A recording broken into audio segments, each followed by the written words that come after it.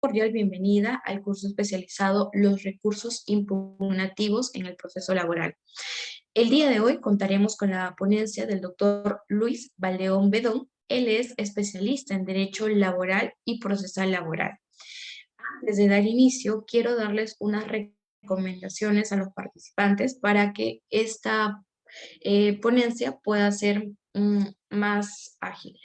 Bien, los participantes que quieran hacer una pregunta al ponente pueden hacerlo a través del chat o a través de la opción de levantar la mano para poder activar el micro. Si el ponente tiene a bien, pueden encender también la cámara para que puedan acompañar. Esas serían las recomendaciones para dar inicio a esta ponencia. Doctor Luis, queda usted en el uso de la palabra.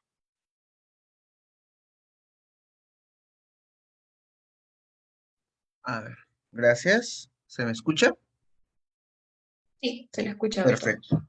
Muchas gracias. Nuevamente agradecido al Centro de Capacitación e Información CEPOCAT por la invitación. Siempre muy dispuesto a poder compartir con ustedes, ¿no? Estos temas de interés más que todo muy especial para mí.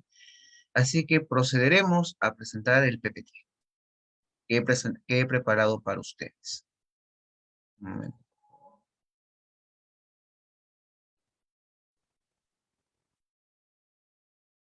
Un momento.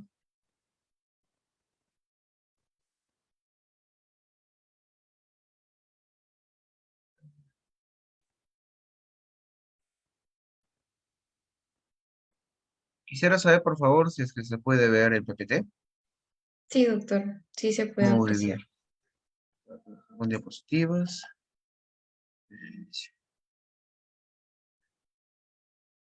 Bien. Se me ha indicado que el tema a analizar el día de hoy son los recursos procesales contemplados en la nueva Ley Procesal del Trabajo. Bien, se me había indicado que ya se había dado sesiones que lo que respecta al proceso civil, pues, al proceso penal.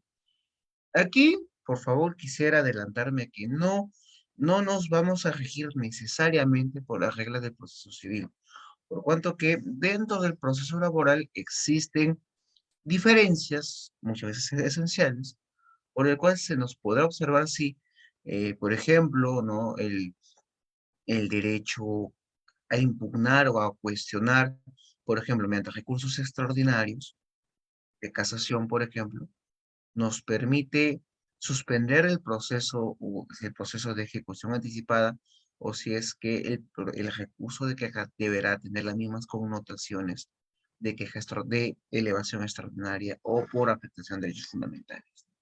Bien, entonces, con la debida tingencia, procederemos a presentar el tema, ¿no? A entender el tema. ¿Qué son los recursos procesales? Son los mecanismos que nuestra legislación procesal laboral ha permitido a las partes procesales para poder cuestionar las decisiones emanados o emitidos por los órganos jurisdiccionales. Son los medios o mecanismos por los cuales se puede cuestionar, se puede contradecir, se puede contrariar, sinónimos, lo decidido por los órganos judiciales, sea a través de autos, sea a través de sentencias, ¿no?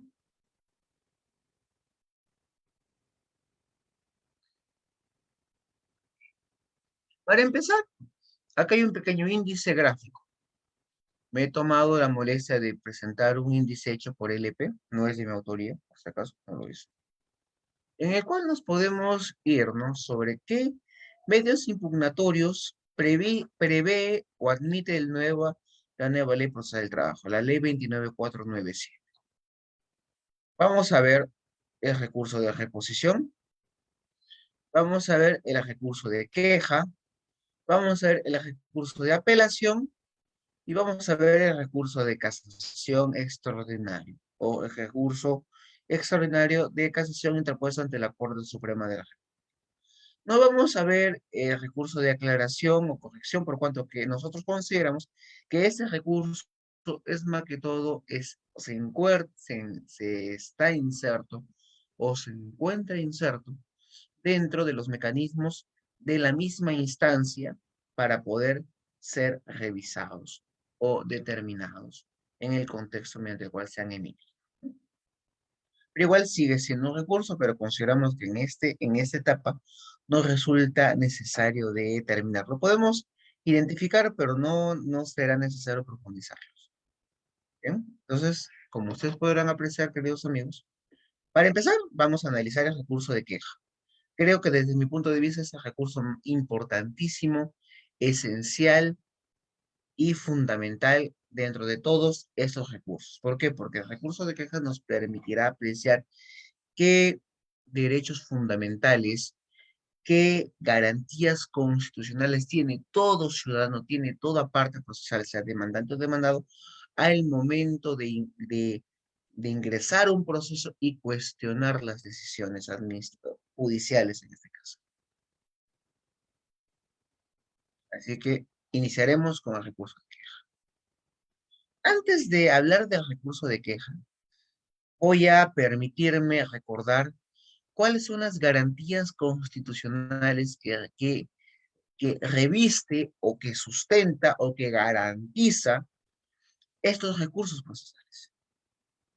Porque la reposición, porque la queja, porque la apelación y la casación tienen un fundamento constitucional sustancial, tienen un fundamento constitucional necesario, porque en base a las garantías previstas en nuestra Carta Magna, se podrá garantizar que en un determinado proceso existan estos recursos para cuestionar las decisiones. Bien, procederemos.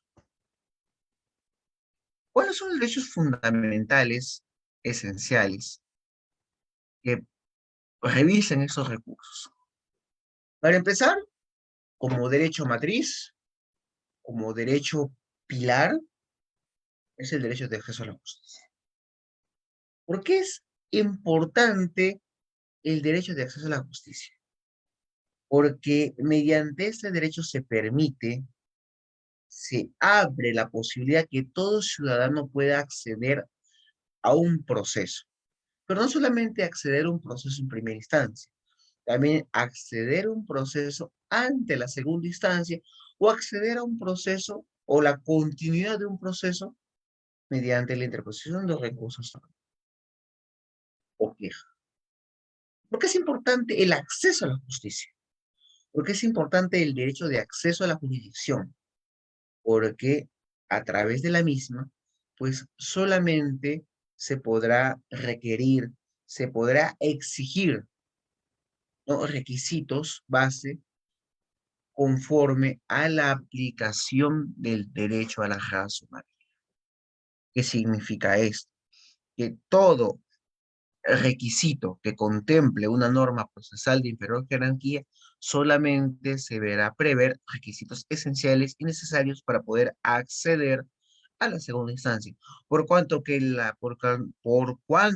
cumplimiento de ciertos formalismos, de ciertos requisitos documentales, en base a una interpretación literal o restrictiva de la norma, simplemente generará un perjuicio o una imposibilidad legal para poder acceder al proceso o a la continuidad de la misma.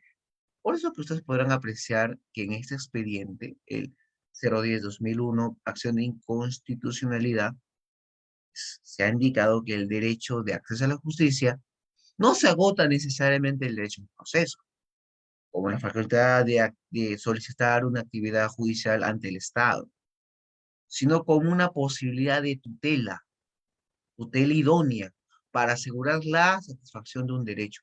¿Y de qué manera se satisface un derecho dentro del proceso o fuera del proceso? A través de de medios accesibles o requisitos idóneos para poder acudir tanto a la primera instancia, a la segunda instancia o al Tribunal Supremo. Hablo de procesos ordinarios o laborales, no los constitucionales. Eso tiene otro procedimiento. ¿Qué otro derecho fundamental encontramos aquí? Es claro recordar, pues, que tenemos el derecho de instancia. ¿Qué es el derecho constitucional a la doble instancia? Es el mecanismo por el cual todo ciudadano puede cuestionar una decisión, puede, puede criticar, puede impugnar una decisión ante una instancia superior, bajo la premisa que los argumentos empleados no son los que nuestro sistema jurídico admite, hay una motivación contradictoria, hay una falta de motivación de los medios probatorios, o una falta de valoración de los medios probatorios ofrecidos, o existe una inexacta o una escasa motivación. Por lo tanto, si es que existe la posibilidad que los órganos jurisdiccionales puedan equivocarse, ¿no? La posibilidad que los magistrados o el personal pueden equivocarse porque son seres humanos y los seres humanos somos propensos a equivocarnos. Existe la necesidad que ante el error posible, pues exista un órgano que lo revise, un órgano que vea que si las normas aplicables han sido válidas, la interpretación ha sido adecuada, aunque no se coincida con los fundamentos o no se coincida con la posición asumida, pero al final es posición. Un tipo de argumento válido, asumiendo premisa normativa, fundamento de hecho, fundamento de derecho y conclusión, ¿no? Una inferencia adecuada, una inferencia lógica, una adecuada valoración de los medios probatorios, ¿no? De todos los elementos evaluados en el proceso, los que han sido admitidos o los que han podido incorporarse a través de prueba de oficio. A través de eso, ¿qué se consigue? Que lo decidido en primera instancia pueda ser desmenuzado en segunda instancia y pueda ser ratificado o pueda ser anulado o pueda ser revocado para que cambie la decisión. Puesto que si es que se aprecia que la decisión asumida no está debidamente motivada, se puede anular. Y si se advierte que si la motivación empleada no coincide con la norma que se está aplicando o si es que no se han tomado en cuenta otros medios probatorios que rebaten tal argumento jurídico, pues simplemente se puede revocar la sentencia para que de fundada se declare infundada, o que si es que está en infundada se revoque y se declara fundada.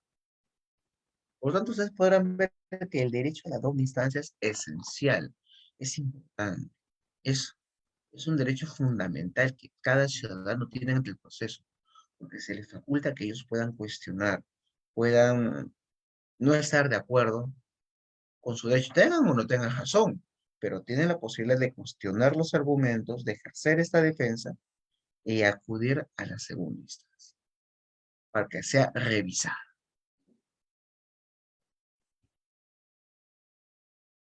Antes de eso se me faltaba, perdón, faltaba un derecho fundamental, otro derecho fundamental, que es sustantiva y forma parte integrante de este derecho a la doble instancia, que es el derecho a la defensa.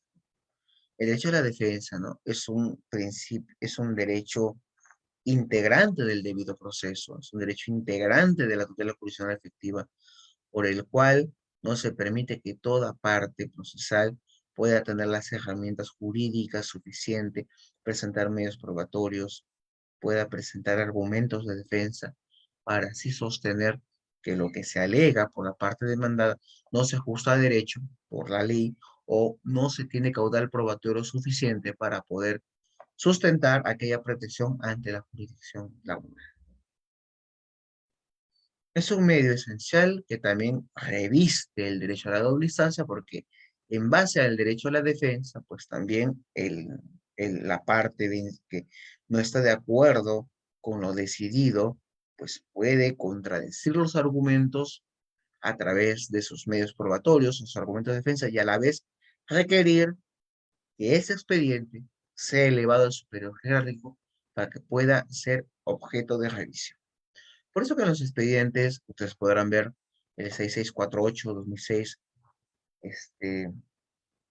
habeas corpus, y el expediente 5085, acción de amparo, 2006, se indicó, ¿no?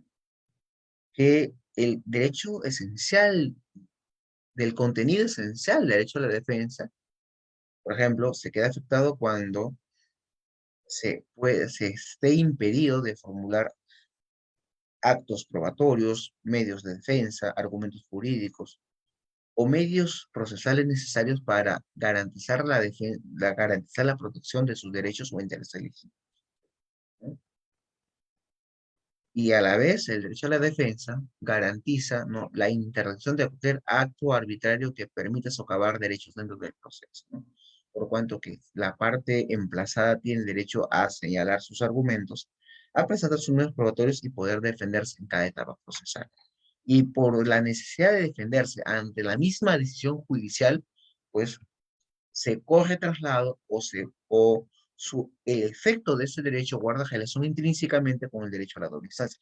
Si bien el derecho a la defensa no se agota en la doble instancia, pero la doble instancia forma parte del derecho a la defensa. Personalmente considero tal posición. ¿Y cómo estos derechos a la defensa y a la doble instancia se insertan en el proceso laboral? ¿De qué manera se insertan? ¿De qué manera se relacionan? ¿De qué manera eh, conviven en el proceso laboral? A través, no aparte de la norma, sino a través de la inserción de un principio procesal esencial y sustancial dentro del propio proceso laboral.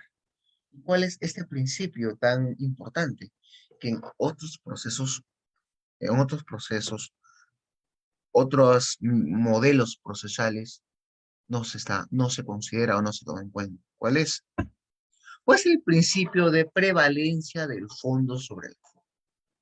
¿Qué nos dice el artículo 3 del título preliminar de la Ley Procesal del Trabajo? Que para poder equiparar una desigualdad material entre las partes o para poder garantizar una igualdad procesal, se, se existe la necesidad de que la primera y la segunda instancia garanticen el acceso del fondo de resolver el objeto de controversia sobre los requisitos procesales que se puedan subsanar. Por cuanto que ante la duda de favor de posibilidad, pues siempre se tiende la necesidad de garantizar la continuidad del proceso y mediante la valoración o calificación de requisitos razonables. Por eso que si es que existe la necesidad de privilegiar el fondo, que es ir a recurrir a la instancia para la revisión, ¿no?, a la instancia superior, en vez de la forma, pues este principio procesal de fondo sobre la forma guarda estricta relación con este principio constitucional sustancial, que es el derecho de acceso a la justicia. ¿Y por qué guarda relación? Porque en base al ejercicio del derecho constitucional de acceso a la justicia, pues siempre se prevalecerá evaluar la controversia de fondo, el cual no solamente es la postulación o el desarrollo en primera instancia, sino que la misma también se sujetará a la posibilidad de garantizar la evaluación en segunda instancia y que la misma no sea sometida a presentación de aranceles, a determinación de un plazo, que muchas veces puede ser objeto de calificación errónea, etc. Por lo tanto, si es que el derecho constitucional material peruano es el derecho a la justicia, y el cual existe la necesidad de garantizar la prevalencia del fondo sobre la forma, es decir, la necesidad de garantizar o de permitir un pronunciamiento de fondo sobre la controversia y no quedarnos limitados a la forma o a los requisitos, pues a partir de estos dos elementos esenciales, pues podemos analizar los recursos establecidos en la nueva ley procesal. Porque si no entendemos el recurso de queja conforme al principio procesal de fondo sobre la forma en el derecho procesal laboral y el derecho constitucional de acceso a la justicia, pues simplemente podemos cometer errores o arbitrariedades y hasta ciertos formalismos previstos en el proceso. Por lo tanto, ¿qué es el recurso de queja? Analicemos el recurso de queja, uno de los primeros recursos contemplados en nuestra ley procesal de trabajo. Si bien no es la única modalidad de queja, hay recursos de quejas civiles, hay recursos de quejas penales, ¿no? Aquí lo esencial es que el objeto es garantizar, el recurso de queja garantiza, ¿no?, la posibilidad de acceder a la doble instancia, la posibilidad de garantizar la revisión del objeto de controversia, la revisión del agravio formulado, por cuanto que la misma al final podría ser limitada por, insisto, por objetos erróneos o formales de plazo o de ciertos requisitos establecidos dentro de nuestra ley procesal.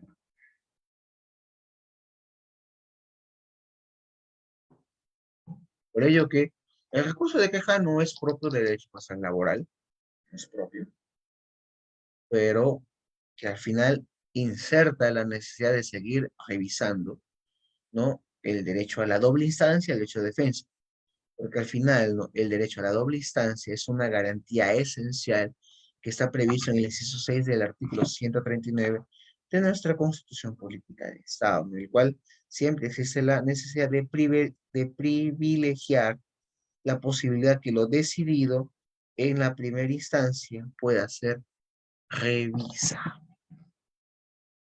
Esto es lo ordinario que también se repite en el proceso civil, el proceso penal y comercial, etc., ¿no?, hasta el constitucional. Pero aquí vienen los aspectos relevantes. Aspectos que el recurso de queja se separa, de cierta manera, del proceso civil y el proceso penal. Ustedes saben, queridos amigos, que para acceder a la jurisdicción para presentar demandas, la parte demandante no está obligada a la presentación de tasas. Eso lo dice la Ley Orgánica del Poder Judicial y está revalidada cada año, ¿no? Está validada en cada nuevo cuadro de aranceles judiciales, ¿no? Si es una pretensión no cuantificable, la parte demandante por ser trabajador no paga tasa. Y si es que supera cierta cantidad de ORPs, de 100 ORPs, pues ahí el trabajador paga la mitad de la tasa. Diferente de la parte demandada, que si desea accionar su derecho judicial, su derecho procesal de contestación de la demanda, ofrecer medios probatorios, tiene que pagar el arancel completo, ¿no? Determinada manera de equiparar los ingresos o medios económicos que tiene cada parte procesal para poder acceder a un proceso judicial por la capacidad adquisitiva que se tenga, ¿no? Les voy a contar estos casos desde la realidad, no desde la teoría. Han existido procesos judiciales en el cual, para poder acceder al recurso de apelación, se ha requerido la presentación de tasas judiciales.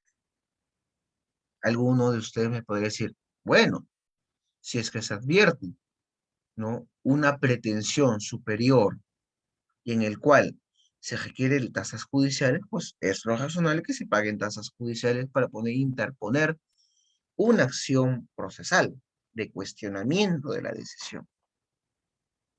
Pero ha habido casos en el cual se ha requerido tasas judiciales para cuestionar sentencias cuya demanda no tenía cuantía. Es decir, eran de puro derecho de hecho, mas no sujeto a una pretensión dineraria. Y si es que la ley orgánica del Poder Judicial ha indicado que en estos casos, y la nueva ley procesal del trabajo también lo afirma, no se tiene por qué pagar aranceles judiciales, ¿por qué se tendría que condicionar el acceso a una doble instancia a la presentación de tasas judiciales? ¿Acaso esa decisión contraviene la norma aplicable, que en este caso la nueva ley procesal del trabajo en manera concordante con la ley orgánica del Poder Judicial? ¿Por qué se tendría que condicionar la presentación de la tasa judicial con el acceso a la doble instancia? Para empezar, afuera que sea, sea cuantificable, no sé, más allá de esa situación, ¿Por qué se tendría que condicionar el acceso a la doble instancia por el pago de una tasa? ¿Por qué? ¿Porque lo dice una ley? ¿Por qué no se podría aplicar ese escenario anterior a esta, en el cual se indicó, por ejemplo, que condicionar el cuestionamiento de una decisión al pago de tasas podría ser declarada inconstitucional si es que se advierte que al final el ejercicio de un derecho estaría siendo sometido a un pago dinerario? Eso lo dijo el Tribunal Constitucional. ¿Por qué no podríamos entender que al final el pago de una tasa puede afectar el ejercicio inmediato de la doble instancia? ¿Por qué no podríamos cuestionar esta modalidad de condicionamiento de la elevación del expediente o de la calificación del recurso con la tasa judicial? ¿Acaso bajo ese mismo escenario o bajo ese mismo ejemplo no estaríamos condicionando el ejercicio de un derecho a cuestionar por el pago de un monto dinerario? ¿Por qué para el caso de las tasas administrativas se declaró que la misma o que su condicionamiento era inconstitucional y aquí no aplicar lo mismo? ¿Por qué desde el aspecto constitucional se podría indicar que esta modalidad condiciona abusivamente el ejercicio del cuestionamiento de las decisiones y en el otro no? A pesar que sean los propios órganos judiciales quienes, aparte de evaluar el derecho, evalúan la calificación del recurso para poder ser admitido o no. Eso realmente es cuestionable, ¿no? Es orio, es objeto de reflexión, ¿no? ¿Por qué condicionamos a la tasa? ¿Por qué, por qué pensar que el posible error, que la posible falta de motivación, que el posible acto arbitrario esté condicionado a la tasa? ¿Acaso un derecho fundamental, la doble instancia, está condicionado a lo que puedas pagar? Eso creo que ya ha sido superado en otras instancias, salvo que hasta ahora en el proceso laboral no se cuestiona, salvo la posibilidad que sea cuantificable o no sea cuantificable. Y si es cuantificable, no supere el tope permitido por ley. Habría que ver, ¿no? Habría que analizar. Bien. Otra situación similar, otra situación importante, es el cálculo de los plazos. Porque, como todos sabemos, en el proceso laboral, para cuestionar una decisión mediante recurso de apelación, son 5 días hábiles. Si es para cuestionar un auto, son 3 días, ¿no? 3 días hábiles. ¿Y qué pasa en aquellos casos donde en el transcurso del plazo permitido por la legislación, pues nos encontramos ante una paralización judicial?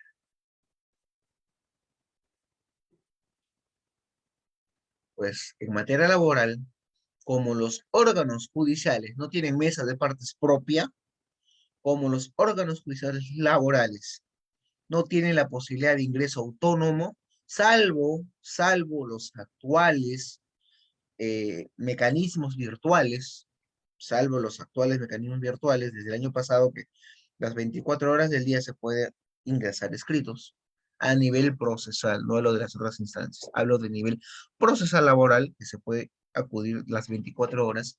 Anteriormente existía, ¿no?, la posibilidad o la no posibilidad de interponer recurso por paralizaciones judiciales, huelgas, o movilizaciones de mayor trascendencia que evitaran, ¿no?, que la persona pueda acudir en ese momento, ¿no?, a la sede del Poder Judicial a presentar su escrito, o que el personal no se encuentre, el personal judicial de mesa de partes no se encuentre presente para gestionar el documento. Ahí existía la posibilidad que ese plazo sea suspendido. O, por ejemplo, el año pasado, con la declaración de aislamiento social obligatorio desde marzo de 2020 hasta julio de 2020, pues ese periodo no se considera computable porque no existe un mecanismo idóneo para poder presentar los escritos, y hasta la habilitación de la mesa de partes virtual se inició la posibilidad ahora que los cursos sean presentados de manera virtual y no perdiendo el tiempo en el transporte y en otras situaciones para presentar los cursos. Por eso que siempre es importante que, si bien es verdad que el plazo puede ser un elemento indispensable para poder calificar un recurso, pero las mismas pueden tener excepciones cuando se advierten paralizaciones o cuando se advierte la imposibilidad de poder recurrir virtualmente porque la página se haya colgado a la presentación inmediata de los recursos. Igual, como ya lo he indicado, los plazos sujetos a paros judiciales tampoco se consideran porque es el periodo en el cual, mediante la figura de la presencialidad, no pues está bien pedido, ¿no? Que el órgano jurisdiccional que no tiene mesa de partes propia, ¿no? No podía acceder a los recursos judiciales, salvo que demuestre el órgano jurisdiccional que se atendía personalmente, como pasa en los procesos penales, ¿no? Que cada órgano tiene su mesa de partes propia. Aquí no. Aquí se tiene una mesa de partes única, y en el cual, pues, ante la imposibilidad de poder presentar un escrito, ¿no? Pues se tiene la posibilidad de reapertura del plazo. Y si en caso se, no se considera tal periodo de paralización, pues se puede interponer el recurso de queja ante el superior general. Ante el superior general, el recurso de queja. Sujeto distinto, y aquí sí quisiera que poder dialogar con alguno con ustedes sobre este tema importante, que es el del auxilio judicial. ¿Por qué? Porque muchas veces, si bien es verdad que el recurso de auxilio judicial tiene que ser evaluado previamente, ¿no? Previamente, por el órgano jurisdiccional para ver el estado de necesidad, pérdidas económicas o la imposibilidad de poder pagar una tasa, volvemos al problema de la tasa. ¿Qué pasaría si es que, por ejemplo, se presenta un recurso de evaluación, se solicita un auxilio judicial, pero el juez rechaza el recurso de apelación por no haber presentado la tasa, pero sin haberse pronunciado previamente sobre el auxilio judicial? ¿Se afectaría el derecho a la doble instancia? Por supuesto que sí, ¿no? Porque al final se está negando el derecho a la doble instancia por una cobertura de falta de pago, sin analizar que la parte demandante, ¿no? Está presentando medios probatorios, está sustentado en medios probatorios, en el cual, ¿no? Existía, pues, enfermedades, gastos médicos, gastos de manutención o educación elevados, el cual no puede ser sujeto a una subsistencia ordinaria.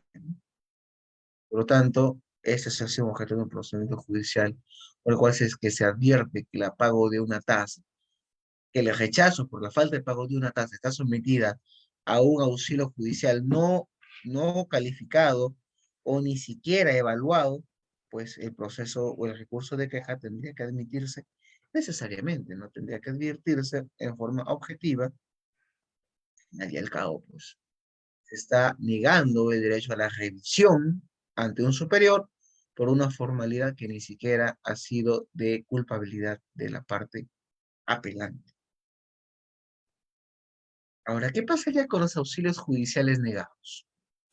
¿Se aplicaría la misma lógica o no se aplicaría la misma lógica? En el cual, pues, se solicita el recurso de queja debido a que la solicitud de auxilio judicial ha sido denegada. Ha sido denegada. ¿Qué pasaría ahí?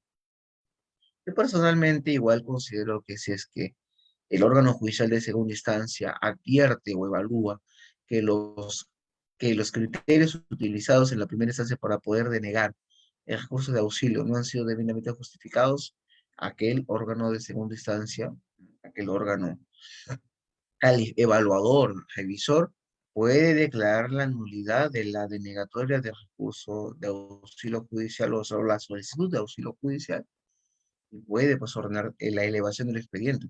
Porque, insisto, en base al principio de constitucional de acceso a la justicia, pues siempre se deben requerir que la motivación empleada en caso de auxilio judicial sea lo más razonable posible para poder garantizar que debido a una falta de recursos económicos, al final, pues el derecho a cuestionar sea mermado por la sola condición de haber pagado cierta cantidad dineraria. Veamos el recurso de apelación, un derecho clásico, ¿no? Viejo, como dice la doctora Ariano, ¿no? Viejo, antiguo, ya tiene milenios, ¿no? Es el recurso de apelación, ¿no? Es el recurso de cuestionar necesariamente la decisión judicial ante una segunda instancia a un colegiado superior. En proceso laboral es un colegiado superior o tribunal unipersonal, el cual el objeto solamente es cuestionar la motivación, cuestionar la premisa jurídica empleada, cuestionar la evaluación de los medios probatorios o la posibilidad de insertar nuevos medios probatorios, ¿no? Ese es el requisito o el concepto esencial, perdón, es el concepto esencial que rige tanto el proceso civil, el proceso penal, el proceso constitucional, el cual, en base a la interpretación constitucional, se indica que garantiza que una persona sometida a un proceso judicial, pues no se deje en estado de indefensión por errores o omisiones que hayan sido establecidos dentro de la sentencia o auto emitido por el órgano judicial.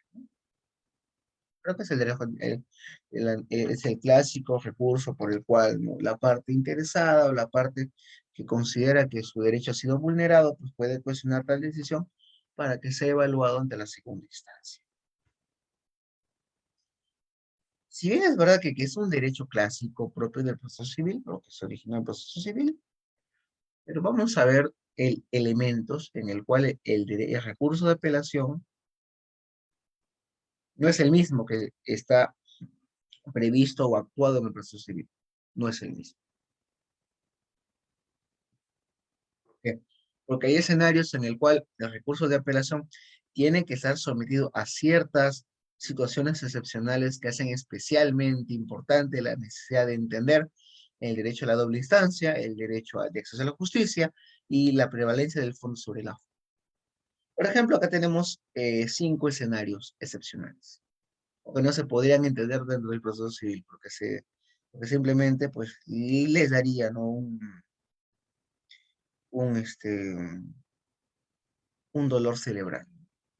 ¿Cuáles son estas excepciones en las cuales se advierte que el principio de apelación, o recurso de apelación, perdón, debe ser entendido en base a la prevalencia del fondo sobre la forma?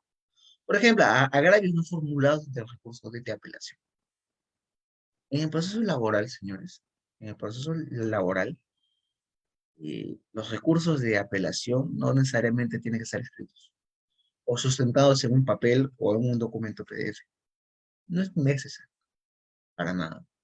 ¿Por qué no es necesario que el recurso de apelación esté en documento escrito? Porque ese recurso o ese agravio se puede implementar o se puede materializar en la audiencia de vista. Es decir, que los recursos y los agravios no necesariamente deben estar insertos totalmente en recursos escritos de apelación, por cuanto que los mismos podrán ser oralizados y pueden ser trasladados a la parte demandante o demandada en el recurso correspondiente oral. Por lo tanto, pues aquí el recurso de apelación dista del recurso civil, por cuanto aquí se puede insertar un agravio no contemplado en el recurso, pero, pero el cual podría ser sido oralizado y el cual pues puede ser trasladado a la contraparte, ¿no? Con ello garantizamos uno el derecho a la defensa y otro el debido proceso. Por cuanto que, insisto, que los agravios no necesariamente tienen que ser escritos, también pueden ser orales. Otra situación excepcional. Inserción de medios probatorios de oficio. Esta es una situación que genera mucha controversia entre posiciones teóricas del proceso laboral o el proceso civil en general, ¿no? Porque esto colisiona entre los ius privatistas con los ius activistas, ¿no? Cuando en que no se puede interponer la prueba de oficio, porque, bueno, el juez no se puede intervenir, ¿no?, o no se puede eh, interesar por los fines de las partes, debe ser ajeno al problema, no puede ejercer una actividad persecutoria para determinar el objeto de controversia, no se puede meter en las acciones probatorias porque son actos propios de las partes, y bla, bla, bla, ¿no? Es una propia teoría no liberal del proceso en el cual el juez es una parte pasiva, ¿no? Solamente recibe información. Aquí, pues, desde mi punto de vista, esta posibilidad de insertar medios probatorios de oficio resalta el carácter público y resalta el carácter equitativo que tiene el proceso laboral en la condición material de las partes, porque en base a la posibilidad de insertar medios probatorios garantiza que una de las partes tiene mayor posibilidad material de probanza que la otra parte, porque el empleador al final y al cabo tiene mayores fuentes económicas, mayores fuentes materiales, por el cual se puede determinar un agravio o un perdón, acervo probatorio necesario para poder dilucidar la controversia, el cual en muchos casos simplemente no lo quiere hacer porque no guarda relación o no conviene a sus intereses. Por lo tanto, pues esta teoría de la posibilidad de insertar medios probatorios de oficio al final guarda relación con la necesidad de alcanzar la verdad material y con la necesidad que el órgano jurisdiccional trata de equiparar la desigualdad material de las partes, ¿no? Por ello que en estos casos, ¿no? Actualmente sí se permite, dentro del recurso de apelación o dentro de la audiencia de vista, la posibilidad de insertar de oficio medios probatorios extemporáneos, mediante la modalidad de prueba de decisión, con la garantía esencial, eso sí, que estos medios probatorios sean trasladados a la contraparte para que pueda ejercer su derecho de defensa. Otro dato, que la inserción de la prueba de oficio no es cuestionable o no es apelable.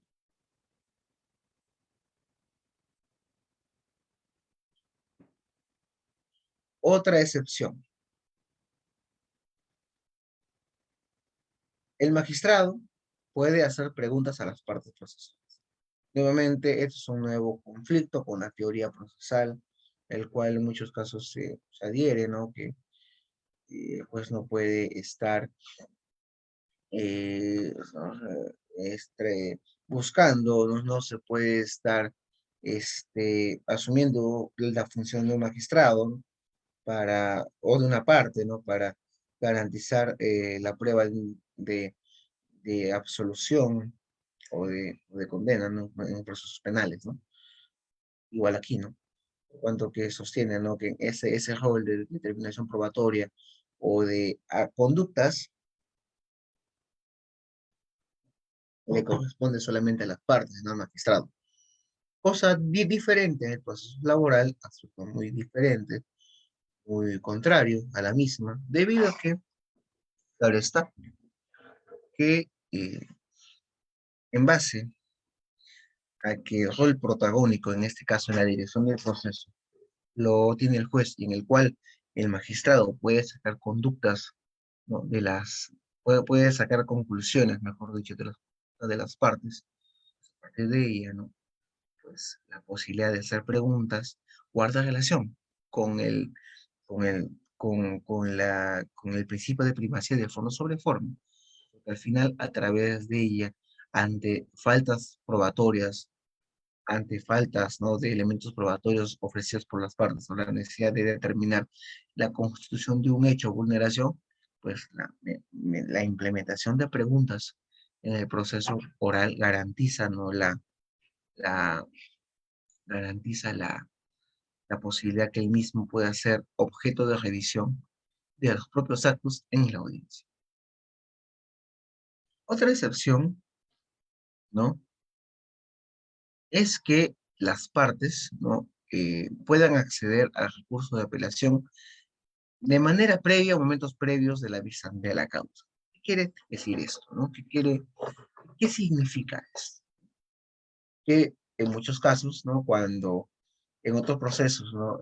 El órgano jurisdiccional, por ejemplo, el órgano judicial de primera instancia no ha podido trasladar el recurso de apelación, ¿no? A la parte demandada o demandante, ¿no? A la contraparte.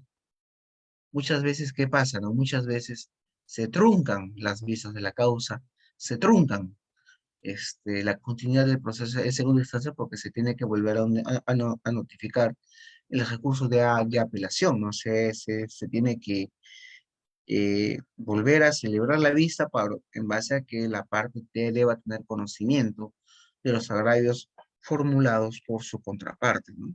Es lo natural en otros procesos. En el proceso laboral no necesariamente es así. ¿Y por qué no es necesariamente así? Porque en esos casos, pues si se advierte que la parte apelante, la contraparte, no ha podido tener conocimiento del recurso impugnatorio, pues simplemente se puede enviar tal recurso impugnatorio a través del Google Meet o a través de los recursos del correo electrónico que se haya señalado en el proceso para que sea objeto de revisión inmediata y, si la parte considera, ¿no? Continuar con la audiencia. Sin la necesidad que sea reprogramado o sea, tenga que esperarse un periodo mayor para la celebración de la misma. Eso no sucede en otros procesos. Otro aspecto relevante de los recursos de apelación es, nuevamente, ¿no? Es la posibilidad que el órgano judicial de segunda instancia, al momento de determinar, ¿no? Que existe la necesidad de evaluar un medio probatorio que no ha sido objeto de debate en el proceso y el cual garantizará la eficacia de lo pretendido, pueda en segunda instancia determinar la inclusión o valoración de una pretensión para que la misma pueda ser debatida en primera instancia. Eso significa la posibilidad, ¿no? de emplear el petitorio implícito, ¿no? O el petitorio dinámico, por el cual, ¿no? Si es que se advierte que una pretensión, por ejemplo, la inserción de un grupo económico o la inserción de un tipo de eficacia contractual en materia de tercerización, por ejemplo, y permita la posibilidad de que el trabajador sea reconocido mediante un grupo económico, si es que se advierte que realmente sí existe un grupo económico, pero no ha sido demandado como tal, pues el órgano jurisdiccional de segunda instancia puede declarar la nulidad para que en el proceso de primera instancia se advierta la posibilidad o no de la constitución de un grupo económico. ¿Y para qué? Para poder garantizar que el efecto de lo solicitado primigeniamente por la parte demandante, pues pueda ser cumplido, ¿no? Si, por ejemplo, ¿no? Por ejemplo, tenemos una demanda de ineficacia de un contrato de sucesión del empleador, por cuanto que el empleador A es independiente al empleador B, por el cual pues yo no quiero ser trasladado, ¿no? No, yo demando nulidad de esa sesión por cuanto yo no sé, quiero ser trasladado a la empresa B, porque yo considero que mis derechos pueden ser vulnerados o que mis derechos serán cumplidos a cabalidad con la empresa A.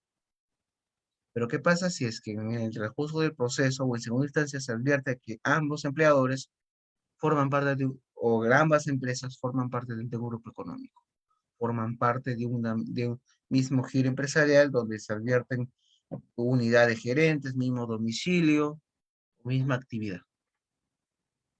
Pasaré, pues desde el punto de vista de la pretensión dinámica, pues ahí el órgano funcional de segunda instancia podría requerir que necesariamente, antes de determinar la ineficacia o nulidad del acuerdo de cesión empresarial, pues analice la figura de un vínculo comercial, grupo económico o la de personalización del empleador, porque en base de ella se determina si ese acuerdo resulta eficaz o no para poder determinar quién realmente constituye el empleador de la parte demandante. Un claro ejemplo en el cual se puede entender la última excepción en lo que respecta al carácter civil o el análisis que siempre se hace al recurso de apelación. En materia laboral, el recurso de apelación también garantizará o permitirá evaluar si existe la necesidad o no que se incorporen otras pretensiones, cosa que en otras disciplinas será un poco complicado entender. Bien, vayamos al recurso de casación. Antes de eso, voy a precisar, ¿no? Que el recurso de reposición, en forma general, ¿no? Es el recurso por el cual el órgano de primera instancia pueda modificar su propia resolución por un error material involuntario, ¿no? Es modo de cual se pueda modificar, ¿no? Se pueda cambiar el objeto de la resolución y el cual solamente es de posibilidad de la primera instancia o del órgano que ha emitido la resolución.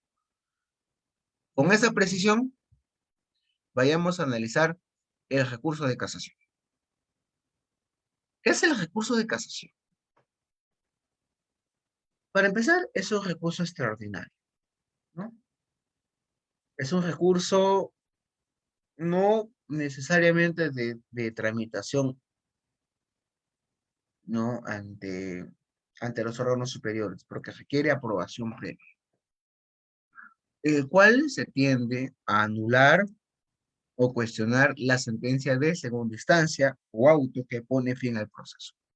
Hay que tomar en cuenta que solamente se puede interponer recurso de casación siempre y cuando la resolución que se pretende cuestionar es, es objeto de fin del proceso. Es decir, que solamente se puede interponer recurso de casación cuando esta resolución, perdón, pone fin a un proceso. ¿Y qué significa que ponga fin a un proceso? Que no se puede interponer un recurso ante otra instancia procesal. Y si es así, pues solamente se interpondrá recurso de casación contra sentencias que confirman o que revocan un derecho o un auto que ponga fin a un proceso. ¿Se podrá interponer casación ante un recurso, ante una sentencia que declara un auto declara nulidad? No.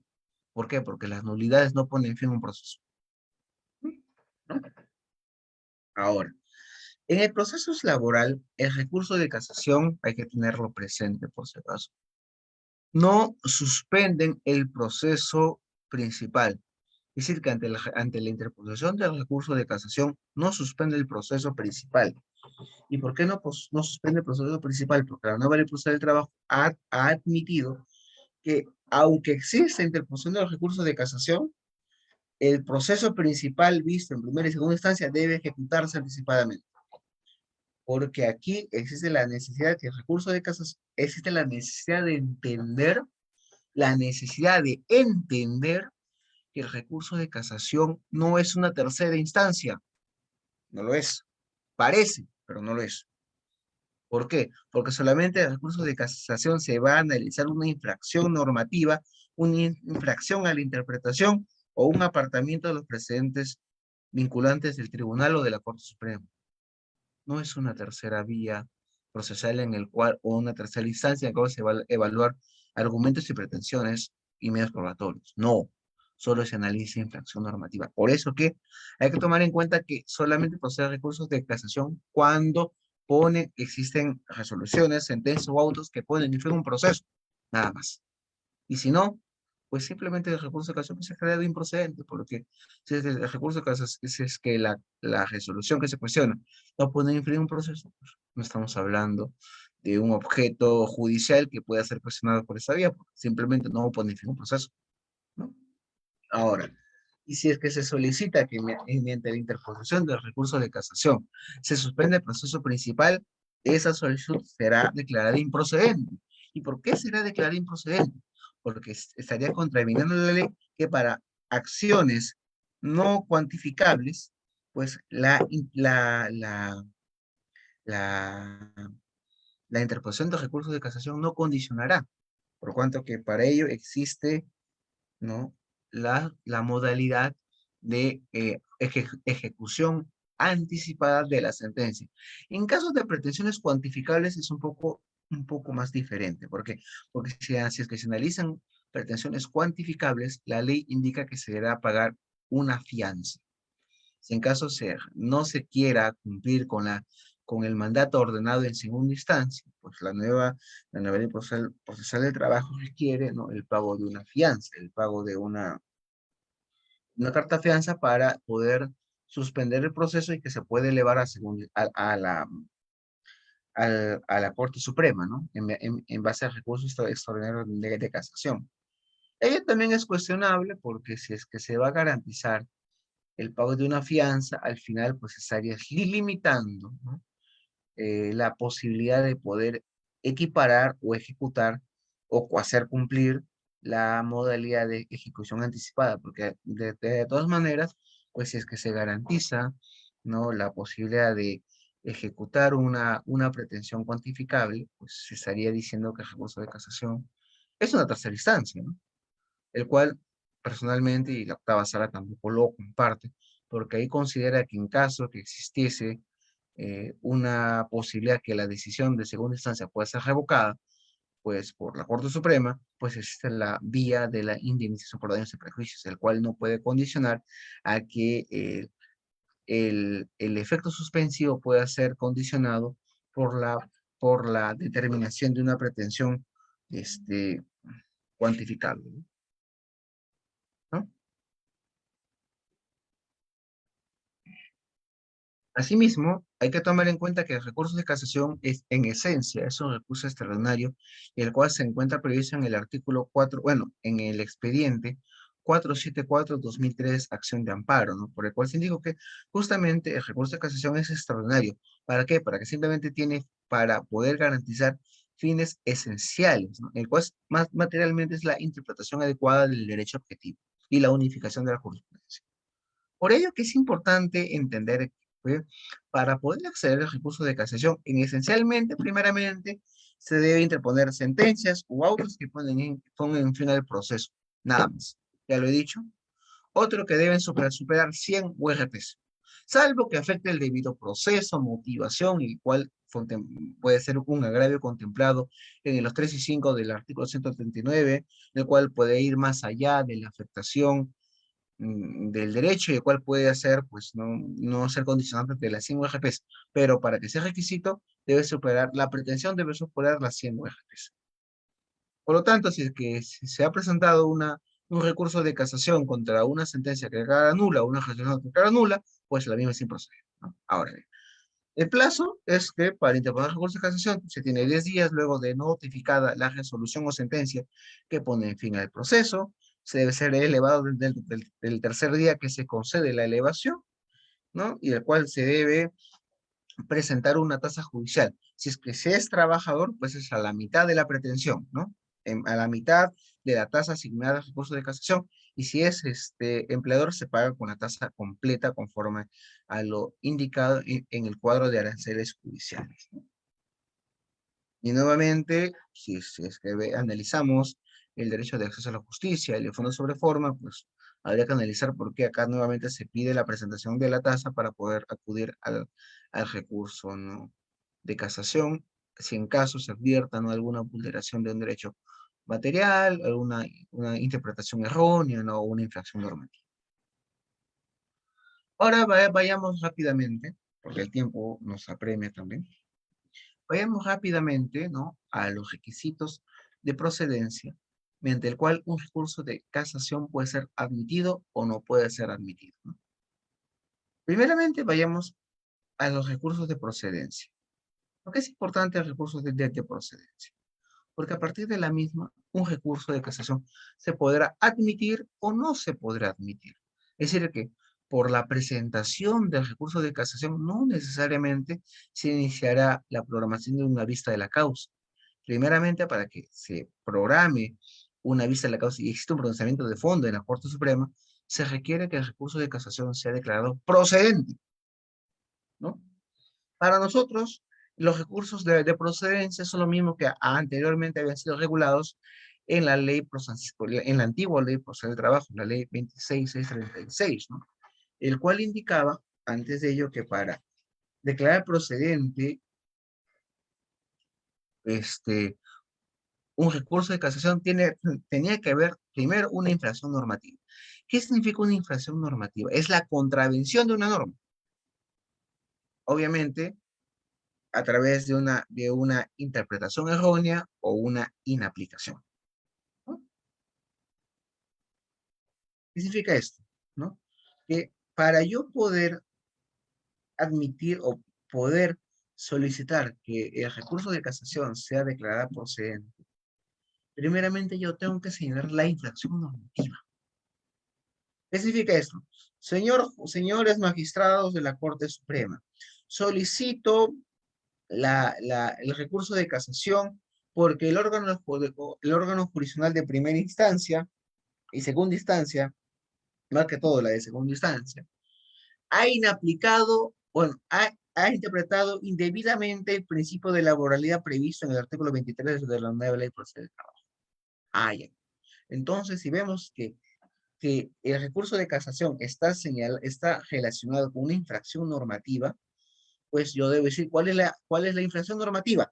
Pues una incorrecta, una indebida o no se ha aplicado el artículo 23 de la nueva ley del trabajo. ¿Por qué? Porque una infracción debe estar señalada conforme a una infracción normativa.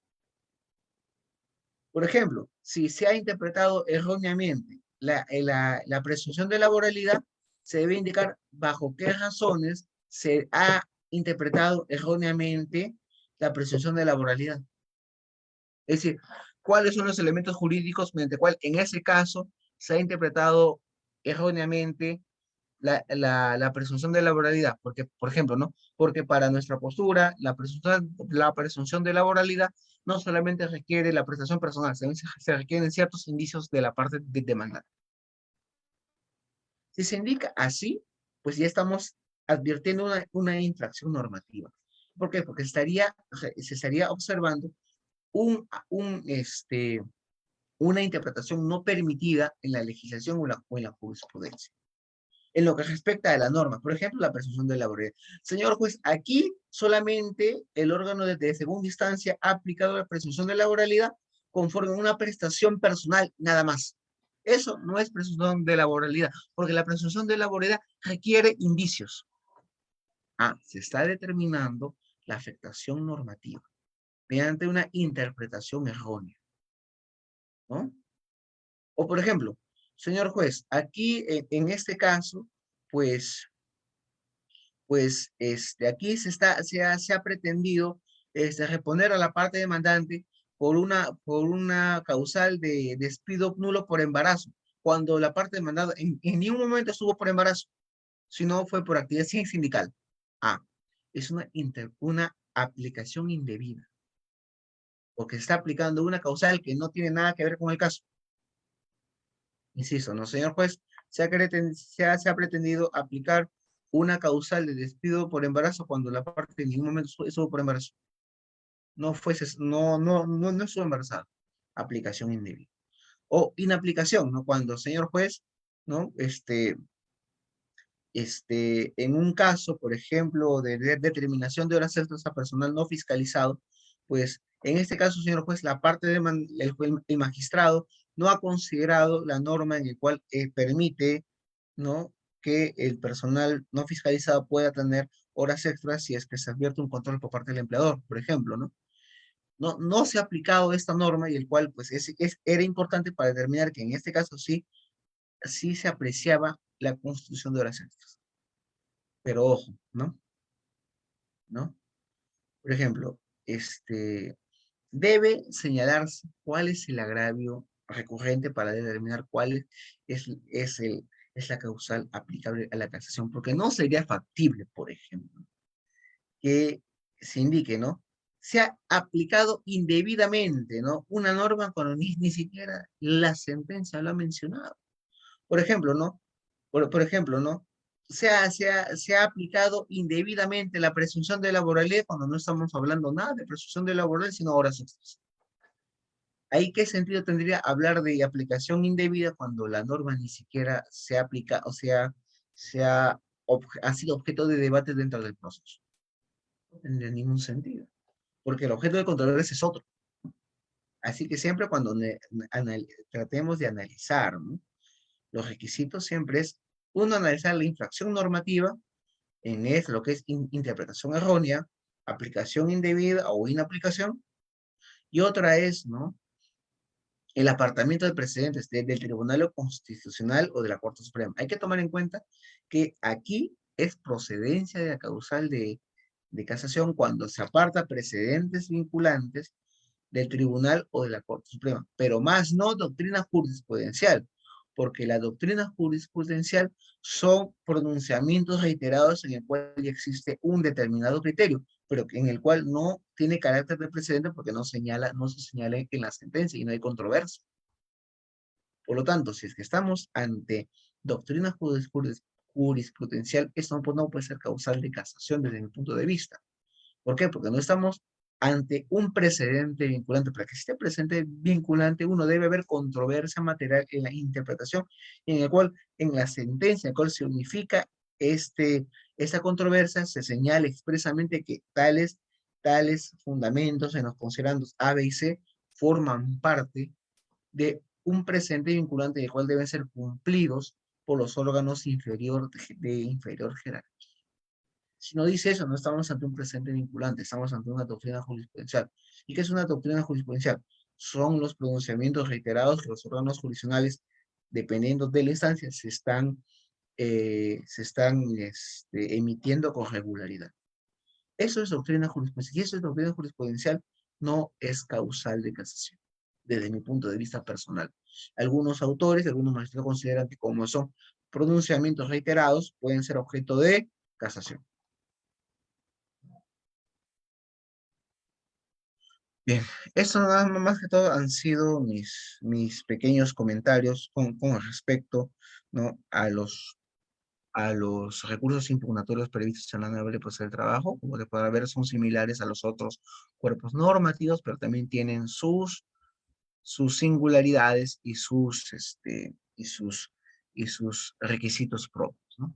Por ello, siempre tomar en cuenta, sea la especialidad que fuere, siempre todo recurso está sujeto, ¿no?, a los derechos constitucionales de la defensa, la doble instancia y esencialmente el derecho de acceso a la justicia. Agregando que en nuestra especialidad laboral existe una prevalencia importante en lo que respecta al derecho de acceso a la justicia con el principio procesal de fondo sobre la forma previsto en el artículo 3 del título preliminar de la nueva ley procesal del trabajo.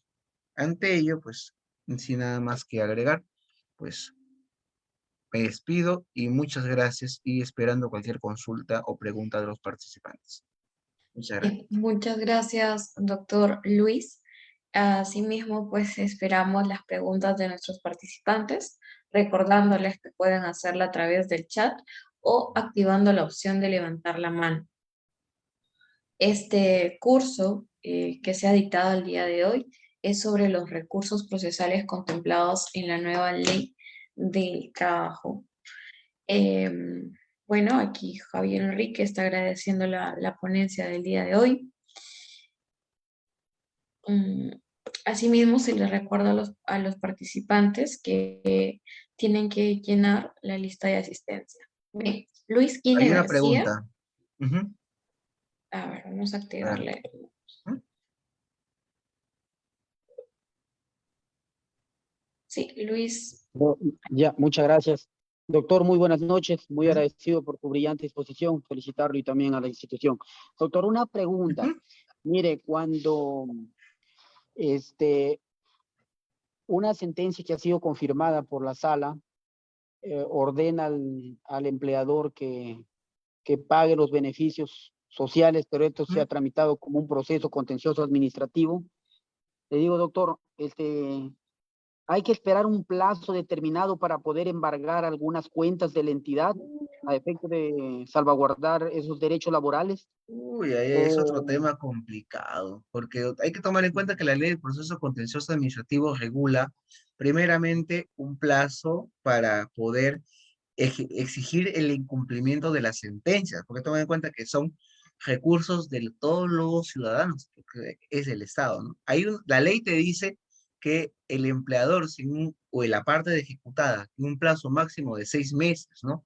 No cumple con lo ordenado, aparte de incluir en los cuadros de priorización de sentencia, ¿no?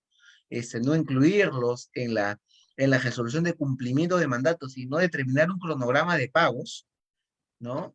Indican si en caso de 6 meses no se cumple con el mandato, pues se puede ordenar el embargo, ¿no? Embargo en forma de retención o inscripción, dependiendo. que existen cuentas embargables, porque no todo se puede embargar, sino las cuentas de origen privado, ¿no? Cuentas, por ejemplo, de origen privado o de origen de recursos propios, ¿no? Ahora, ¿qué pasa? Que han existido leyes de presupuesto en el cual se ha requerido que el pago de tales sentencias que tienen calidad de cosa juzgada se haya extendido de 6 meses a 5 años. Por lo tanto, si el empleador que se les tendría un plazo hasta 5 años para poder ejecutar la sentencia, ¿no? Para ejecutar el mandato de la sentencia. Pero ahora, pensemos, analicemos. Todo ciudadano, toda parte procesal, tiene derecho a un plazo razonable. Tiene el derecho a que la ejecución de un mandato judicial sea en el plazo, un plazo razonable, en un plazo en el cual se pueda garantizar los derechos materiales de la parte vencedora. Si es que yo tengo, ¿no? Si es que yo tengo la posibilidad normativa que el embargo en forma de retención sea procedente a los 6 meses, pues creo yo que el plazo máximo para poder cumplir una sentencia que tenga calidad de cosa juzgada tendría que ser los 6 meses. Porque si yo me someto a un plazo de 5 años, significa que el empleador puede prorratear por un plazo de 5 años toda la deuda y mediante sumas ínfimas y el cual pues puede ser sujeto a incumplimiento, porque si no se cumple el primer mes, puede cumplir el segundo mes o el primer año en el segundo año, en el cual, por ejemplo, las sentencias que tienen calidad de cosa juzgada y ha pasado en procesos judiciales de Lima, ha pasado, soy fiel testigo de eso, pues ha pasado que cumplimientos de sentencias que provienen del 2017 recién se están ejecutando a partir de enero de 2022 y el cual tendría hasta diciembre de 2027. Eso pues no cumple o no cumple las garantías propias de un plazo razonable, porque el mandato de ejecución estaría condicionado a que toda la deuda sea pagada en el 2027. Eso pues obviamente, uno, vulnera el plazo razonable y dos, vulnera el derecho constitucional a la tutela jurisdiccional efectiva, porque la tutela jurisdiccional efectiva garantiza esencialmente que todo acceso y cumplimiento de las sentencias sean ejecutados dentro del menor plazo posible. Y no creo que el menor plazo posible sean 5 años, por favor. O sea, peor aún, que a veces se requiere la presentación, ¿no? De un cronograma de pagos para garantizar que ya en esos plazos, aparente plazo de 5 años, no existe un incumplimiento parcial. Pero ¿qué pasa? Que muchas veces este incumplimiento parcial se retarda por la falta de presentación de este cronograma. ¿Por qué dicen? Porque la norma máxima son 5 años. Pero nuevamente, ¿no? Que ya, si la norma máxima indica que son 5 años, pero ¿cómo garantizamos el plazo razonable? Porque no todo el cumplimiento de la sentencia tendrá que ser a 5 años. Por eso que existe una posición en la cual, como existe una comparación entre 6 meses con 5 años, pues la garantía del plazo razonable sería someterlo a un plazo máximo de 6 meses. Y si es que no se cumple, se puede embargar totalmente la deuda para así garantizar el pago efectivo. Muchas gracias. Ya, doctor, muy agradecido, muy amable. De nada. Bien, doctor. Agradecemos pues la ponencia del día de hoy. Habiendo absolvido las dudas de nuestros participantes, agradecemos haberlo tenido hoy con nosotros de manera virtual y esperando contar con su participación en otro evento académico. Muy buenas noches y buenas noches a los participantes. A los participantes, recordarles, ¿no? Que pueden inscribirse en el curso para obtener su certificado y acceso a la aula virtual, donde se subirá el material trabajado por el ponente el día de hoy y jurisprudencia respecto al tema de los recursos procesales. Bien, buenas noches con todos. Gracias. Muchas gracias. Nos vemos. Hasta luego. Hasta luego.